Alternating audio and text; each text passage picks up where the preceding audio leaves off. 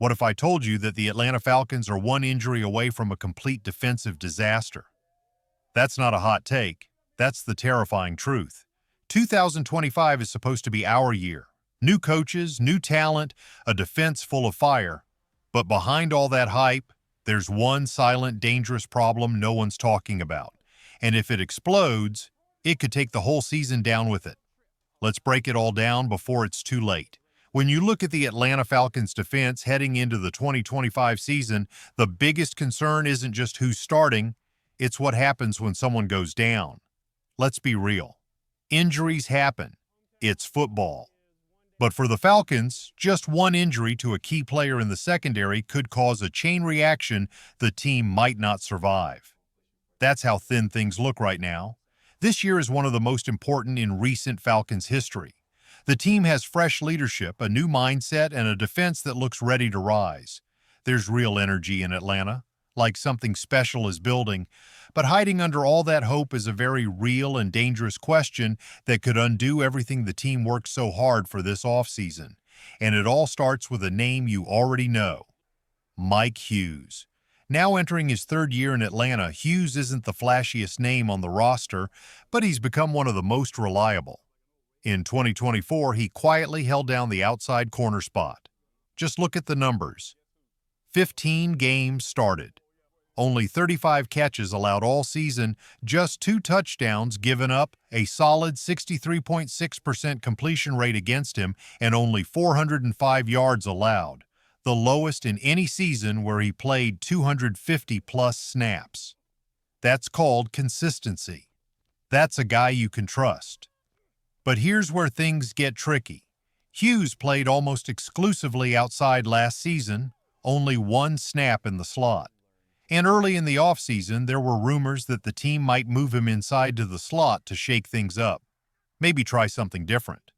That noise stopped quickly. Instead, Clark Phillips III moved inside, and the team added Billy Bowman Jr. in the draft. So now Hughes stays outside, for now. But he's not closing the door. During minicamp, Hughes made it clear: "It's been mostly outside, but whatever they want me to do, I'm always willing to help the team." That's a team-first mindset. That's the attitude of a veteran who's here to win. But here's the problem. If Mike Hughes is your fallback option for slot corner, what happens if he goes down? What if A.J. Terrell misses time? Then you're in trouble. Sure, the Falcons have Kobe Bryant in the mix now, and he'll compete with Hughes. But as of now, Hughes is the clear favorite to start opposite Terrell on the outside. Inside, you've got some promise: Billy Bowman Jr., Clark Phillips III, D. Alford. But proven depth? Not really. And behind that trio, it gets really thin. Mike Ford Jr., Nathan Brooks, Kevin King, Keith Taylor, Lamar Jackson, Dante Manning. Combined, all those names have just 2 starts in the last 2 seasons. Take out Kevin King, and that number basically disappears. King has 48 of those 64 total starts himself. Remove him, and you're staring at a cornerback bench that is completely untested at the NFL level. And this is where the danger really kicks in.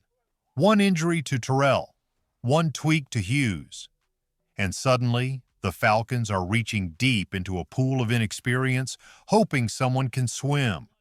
But in the NFL, there's no time to learn on the job, especially at corner. The secondary, already one of the most fragile parts of the roster, would be exposed fast. And it wouldn't just hurt one game, it could wreck the entire defense. What do you think, Falcons fans? Are you confident in the depth of our secondary? Drop your thoughts in the comments. If A.J. Terrell or Mike Hughes goes down, who do you trust to step up? On a scale of 1 to 10, how secure do you feel about our cornerback room going into 2025? When it comes to building a championship defense, trust is everything. It's not just about finding someone who can play the position, it's about trusting that player to not become the weakness that every offense attacks week after week. Right now, the Falcons are asking themselves one serious question: if something happens to A.J. Terrell or Mike Hughes, who steps in? And can they actually hold their ground? Some fans wonder, could Clark Phillips III move back to the outside? Sure, maybe. But ask yourself, Is that really the plan we want to depend on when the season is on the line? That's a risky backup strategy, not a strong one. That's why many in the Falcons community, including some insiders, believe General Manager Terry Fontenot still has one big move left to make. One name that keeps floating around, even if just a dream, is Jalen Ramsey. Imagine it. Ramsey on the outside, Hughes moved to a backup role, and suddenly your starting lineup and your depth just got a massive upgrade. Is it realistic? Probably not. But just the idea of that trade shows how urgent this situation really is. It's not a luxury, it's a need. At the very least, the Falcons must bring in a reliable, experienced backup cornerback. Because it doesn't matter how great your starters look on paper. In the NFL, depth decides everything. You don't win titles with just your starters. You win them with the guys who are ready when something goes wrong. And something always goes wrong.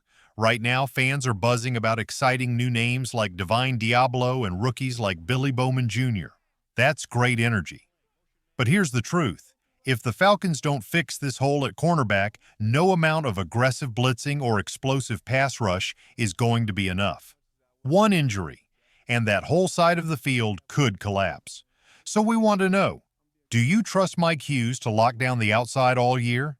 And if he goes down, who do you trust to replace him?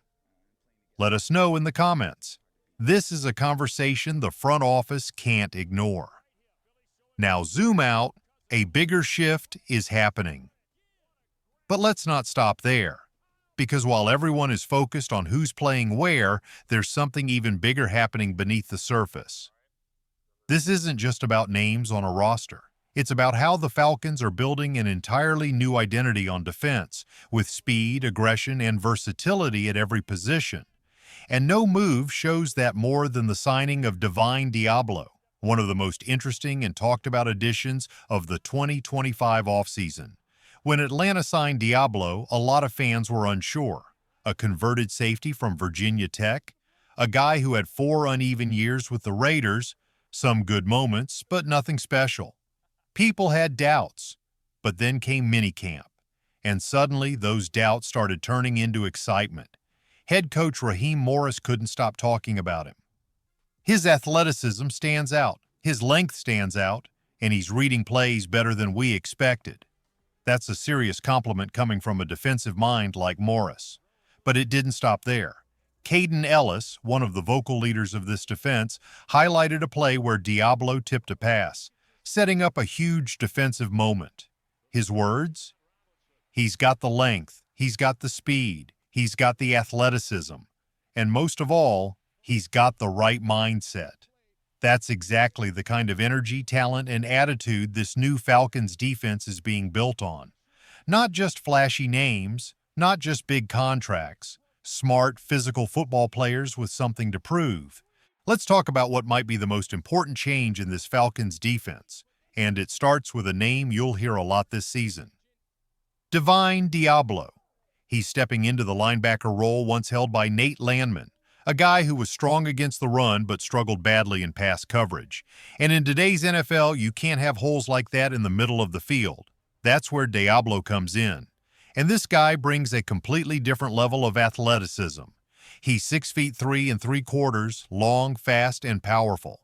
He's not just a tackler, he's a coverage weapon. He can chase down running backs, he can match up with tight ends, he can close gaps in the blink of an eye, and here's what makes this even more exciting.